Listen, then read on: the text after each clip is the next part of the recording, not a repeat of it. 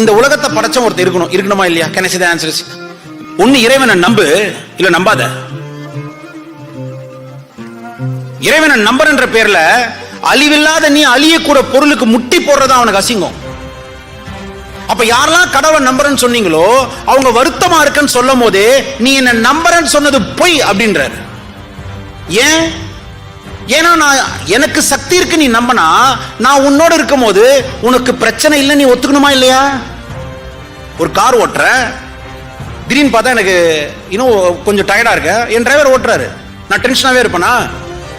என் கூட டிரைவர் இருந்தா அந்த வண்டி ஓடும் நான் நம்புவனா மாட்டேனா?